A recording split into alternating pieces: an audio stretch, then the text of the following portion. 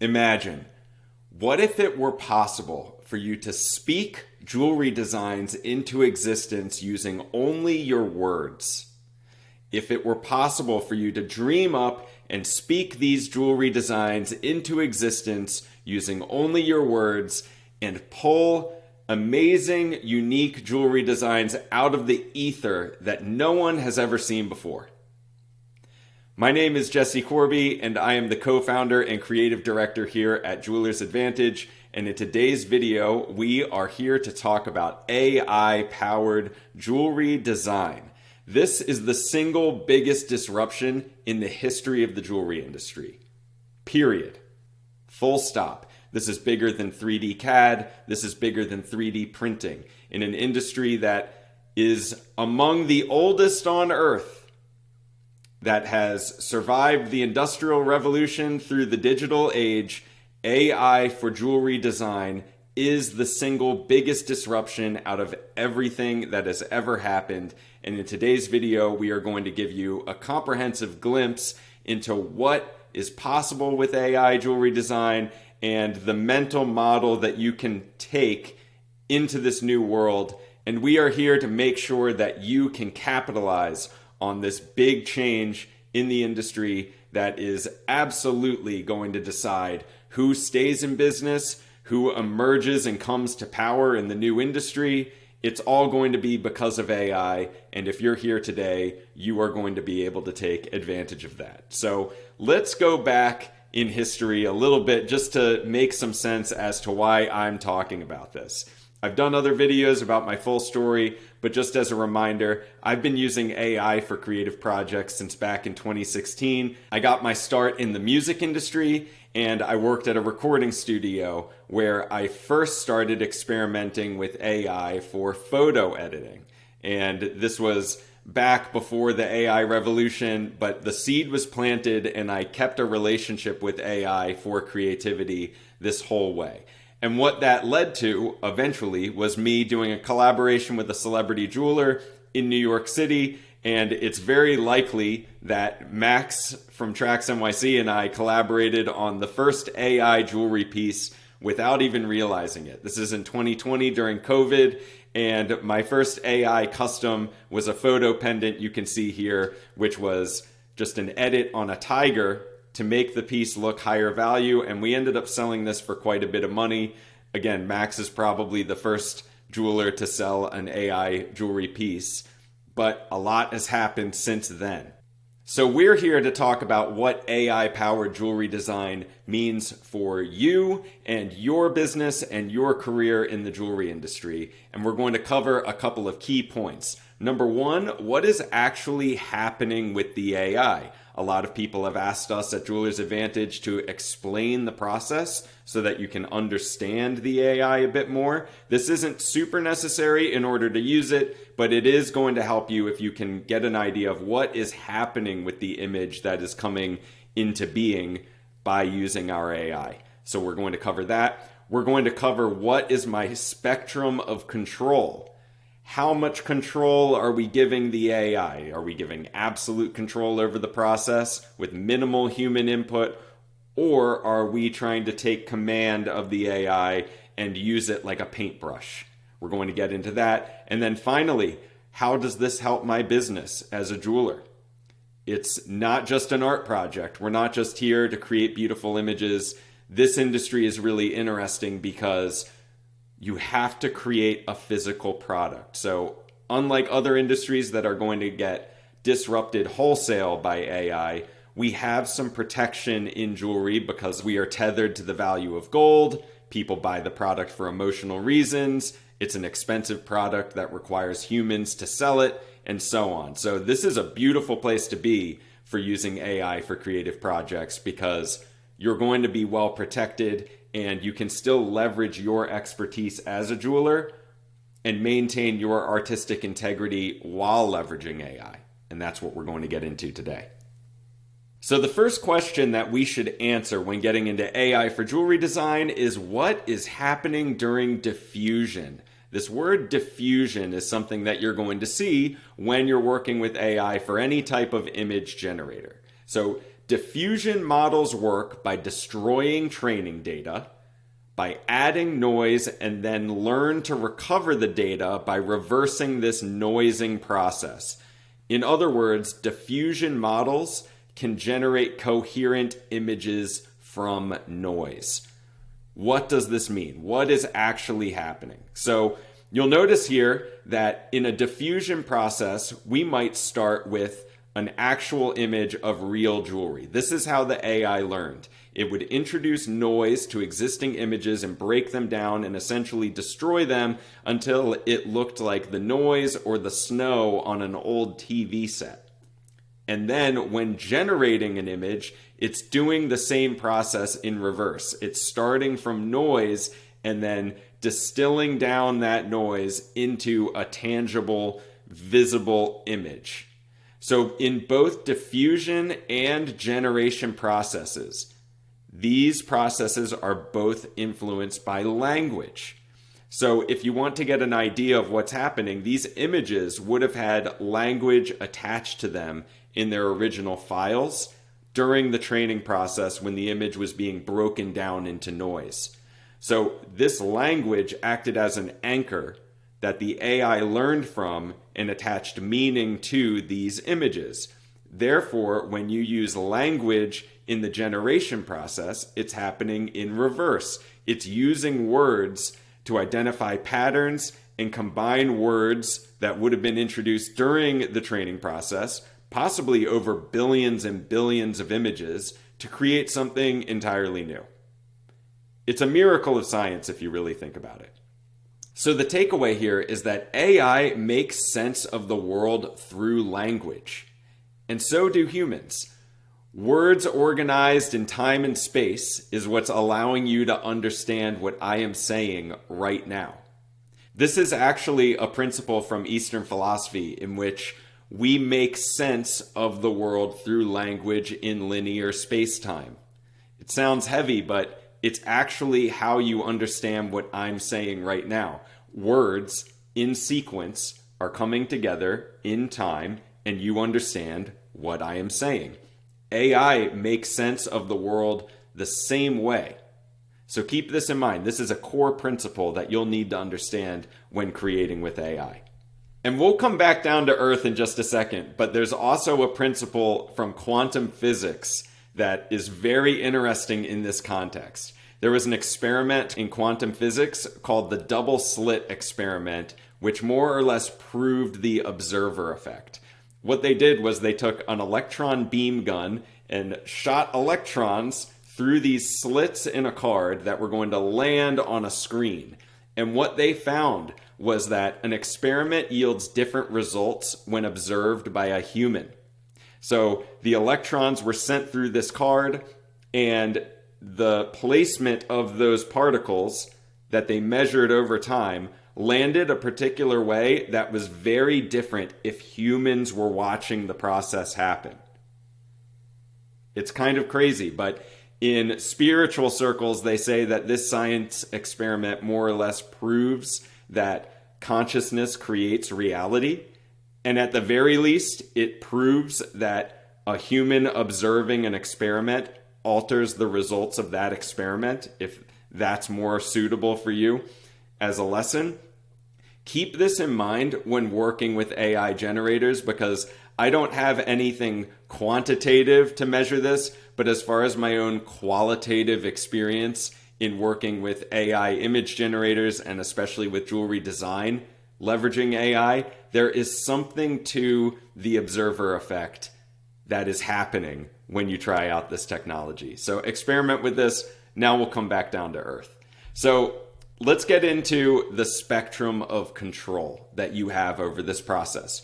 You're going to see here on the screen that we have a continuum of sorts taking shape, with artificial intelligence on the left and the human being on the right.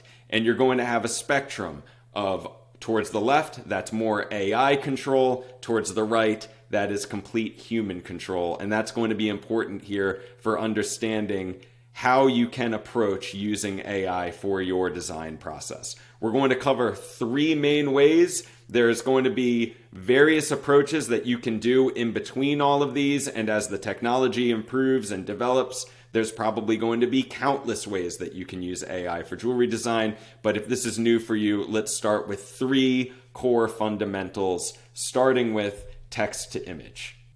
So with text to image, the core principle here is that you dream up new ideas using only words. If you've heard of the term prompt engineering before, that is popular in generative AI for various uses, that just means that you're typing in words and the AI is interpreting these words and creating an image through that diffusion process. Or in this case, it's like reverse diffusion and it's generation.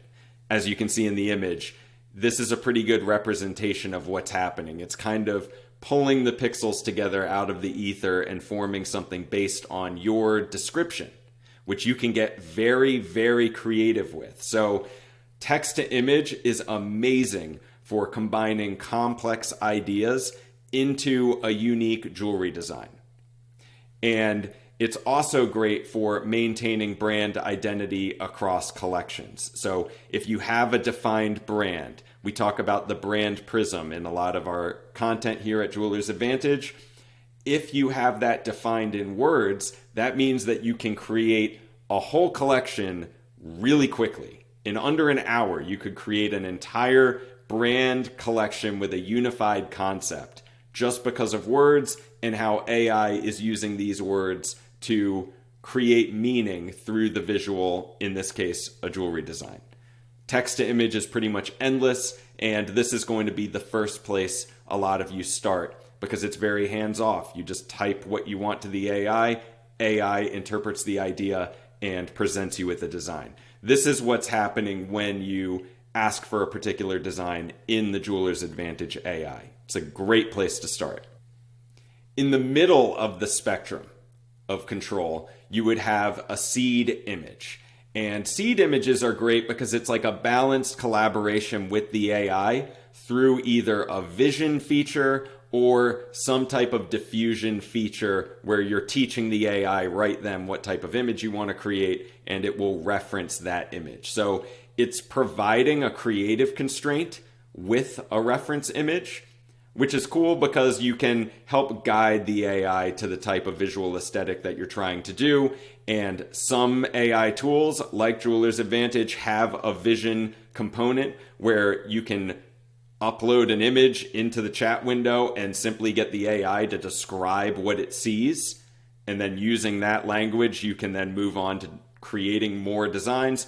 Or other tools like Midjourney require a seed image where you upload an image and it'll essentially train the AI really quick on that image and then give you an output. The idea here is that you have a creative constraint, which for people in the arts, you understand what that means. It's kind of the bumper lanes that allow you to control your idea and focus your idea. And from there, you can then create variations on a specific idea or theme. So it's just taking a reference image. This can be great for when you're doing customs as well, if you have some creative freedom. So here's seed images in action. I personally like seed images and think that they're great for transforming sketches into tangible ideas. So in this example, the idea was pretty complex. How do we make an engagement ring based on the Garden of Eden? We want to have a serpent in there. We want to have a red heart-shaped gemstone being presented more as the apple from that famous story. So here you can see I drew a terrible drawing where it's kind of serpent-like, kind of apple-like, and then the AI is able to interpret that very basic drawing and then create an AI design out of the seed image. In this case, it was using a vision feature to do so. And then from there, you just let the AI create. We recommend going with lots and lots of generations and then curating down.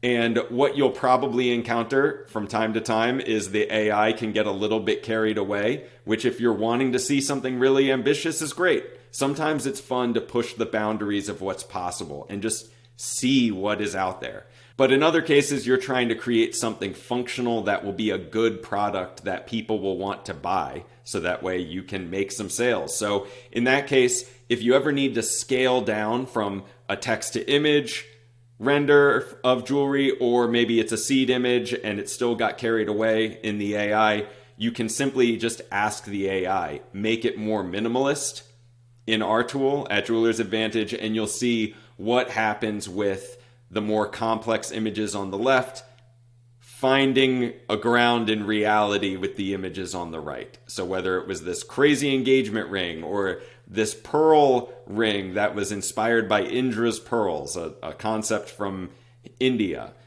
those two rings found their ground in a more realistic sense in the images on the right. The one on the left that's more of a lotus that might not even really be jewelry was meant to take inspiration from an art jeweler like Wallace Chan, but this was going to be kind of an impossible piece to make, and asking the AI to make it more minimalist created this very functional design that still captured the essence of the idea here. So a common criticism of AI jewelry design usually comes from the purists and the people that are kind of old school, and they'll say something like, hey, cool AI design, but how are you going to make the piece? Make it more minimalist as your command to the AI is your way that you can bring it down into reality, and that more or less completely makes that criticism a non-factor. Now, your third option is very interesting for people that want to have some creative control, and this would be Inpainting. So Inpainting, you can think of this as identifying a spot in the actual design that you want to have a precise edit on within the AI, and certain AIs have this feature that allow you to do this. In Leonardo, they have a canvas feature, which allows for real-time adjustments for ultimate control. And this allows you to blend your human creativity with AI efficiency, quality, and speed. And the feature in that particular tool, in Leonardo AI, there's another one called Crea that has this same feature. And we're probably going to see lots and lots of AI image tools all roll out this canvas feature in time. It more or less feels like you're in Microsoft Paint from back in the 90s, and you can draw your terrible computer drawings that will then manifest as a good AI drawing, or you can edit existing images and so on. Other AI tools also have an inpainting feature where you isolate a box of the design, you just kind of draw around what you're trying to change, and then you can make changes with a prompt within the field that you've identified. So inpainting is kind of broad, but it belongs on the far right side of the spectrum of control, which allows you to make precise edits to your AI image. So this is ideal for intricate client requests during a custom sale. If somebody is really particular, you can make the changes right then on the fly, but you're just going to want to also be mindful that there's going to be a gap for you to sell with no matter what. You're always going to have to manage customer expectations, because when they're buying custom jewelry, it's not like selling them a piece of jewelry over the counter. You have to create the awareness that there is a gap. This is going to deviate from what you're seeing on the screen, and you're in good hands. You can trust me. I'm a professional jeweler. That is going to be how you have to handle a custom sale using AI, whether you're completely on the left end of the spectrum in using just text to image and creating options to get the customer to choose from, or if you're in the middle and you're using seed images, perhaps something that the customer provided, and you drum up multiple options with AI to get them to loosen their grip a little bit on what they think they're getting or want to get, or maybe you're able to present something unique that way. Or if you're all the way on the right and you're with a difficult customer and for whatever reason you need precise control, or maybe this is something that's important to you as a jeweler, you would be using inpainting features all the way to the right end of the spectrum. No matter what the case is, you have to think of this as a relationship. If you think of the AI as a software tool, you might end up being disappointed. This is the kind of thing where you hear people talk about AI being hype. AI is not hype. When you hear people say this, it's a telltale sign that they don't know how to use it. So my advice to you would be to think of this as a relationship. you're collaborating with the AI the exact same way that you would collaborate with a designer and communicate with them and explain what you want and get feedback from them and give iterations on what they should be doing. Your relationship with AI is practically the same as this. It's just a robot, which is cool. So what you could do if you want to really unlock this is think of AI as an amplifier of human intelligence. Imagine for a second that you were a guitar player playing electric guitar. If that guitar wasn't plugged in, it wouldn't be very loud. But all of a sudden, when you plug that guitar into a guitar amplifier, you're amplifying the signal. It gets louder. The sound can carry further, faster. That is what AI is. It's an amplifier of human intelligence. You can think of it as having a left brain and a right brain. This is how we make this viable for a business. On the left brain side, you have your CEO or your CTO or whatever, your business-minded analytical thinker. And then on the right-hand side, we have your creative director. What if you had Bernard Arnault and Tom Ford in the same company collaborating together? And then amplified it and just made it better, faster, smarter, cheaper. That dynamic is what all of you can have. That is what Jeweler's Advantage is in your hands. It's an amplifier of human intelligence. This dynamic is in place so that you can not only create amazing jewelry designs using the 3 principles we mentioned earlier, but you can create an actual real business that could go be presented and compete at the level of an LVMH brand. And that isn't hyperbole, that's real. How powerful is this? This image that you're seeing right here, this was created by a Jeweler's Advantage user named Perry Lewin, a pawnbroker from Illinois that created this design within his first 5 tries using Jeweler's Advantage, meaning he logged into the tool and within 5 generations is creating an image like this, a design like this that is positioned so that a 3D CAD operator could scan this image and make it real. And what I found was incredible, and I told Perry this, was that if you told me this design was a Von Cleef and Arpels piece, I would have to believe you. Think of what a disruption that is. If a pawnbroker who has legitimate bench jewelry skills can then design at the level of a major historic global brand, that changes the game for everybody. If you're the little guy and you're watching this and you're a solopreneur that wants to start a jewelry business and you feel like you can't compete with the major brands, of course, but even the family stores that have been around for 5 generations, this is completely new rules. Anything is possible now. So now that you've seen what AI jewelry design can do, let's talk about how you could actually make this a real business. It is absolutely possible for you to 100x yourself with AI. So whether you're new to the jewelry industry or you've been around for decades, I highly recommend that you head to jewelersadvantage.com and pick up our AI CoPilot. All of the images that you've seen in this video were created with Jeweler's Advantage, and you can get the tool for free. When you get the tool, start with the brand prism. There's going to be a conversation starter in the tool. You just press a simple button that says brand prism, and it'll start the conversation for how you can organize and develop your business the same way major brands do. So in the brand prism, we have things like physique, personality, culture, self-image, reflection, and relationship. This is how brands manage their perception. A physique might be the blue box at Tiffany. Personality is things like your brand voice. Culture is how your staff and your team creates an emotional energy that permeates through the business and then affects the customer. Self-image is who the customer gets to become by buying your brand.